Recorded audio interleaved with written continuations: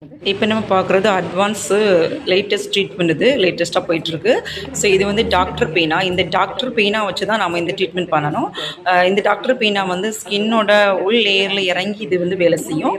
So இந்த doctor பெயினாவை எப்படி activate பண்ணுறது, இதோடைய பாற்று என்னென்ன அப்படிங்கிறத பற்றி நம்ம பார்க்கலாம். இதுதான் அந்த டாக்டர் பெயினா. ஸோ இப்படி தான் வரும், இந்த மாதிரி வரும். ஸோ இந்த பெயினாவில் நிறைய வெரைட்டிஸ் இருக்குது. அதோட ஒரு சார்ஜர் வேறு கொடுத்துருப்பாங்க. இது நம்ம சார்ஜர் போட்டுக்கிட்டு அப்புறமா எடுத்து யூஸ் பண்ணிக்கலாம். இதோட 2 நீடில்ஸ் வேறு கொடுப்பாங்க. ஒரு நீடில் நான் கழட்டி கையில் வச்சுருக்கிறேன். ஸோ ஒரு நீடில் வந்து இது வந்து மேல் பார்ட் இருக்கு இல்லையா, இந்த பார்ட்டில் இந்த மாதிரி நம்ம பொருத்தணும்.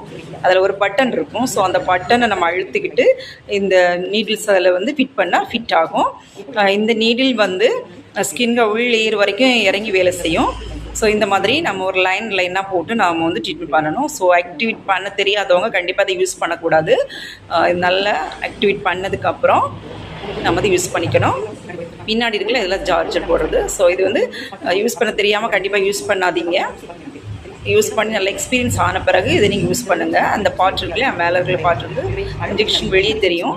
இந்த பாருங்கள், இதுதான் அந்த நீடில். ஸோ இந்த நீடில் கீழே இருக்கக்கூடிய எந்த பார்ட் இருக்குல்ல, இதுதான் நாம் வந்து ஃபிட் பண்ணக்கூடிய ஏரியா. இந்த இடத்துல இது சார்ஜர் இந்த பொருத்தக்கூடியது. இதுதான் அந்த பட்டன். இந்த பட்டன்ஸ் நம்ம யூஸ் பண்ணணும்.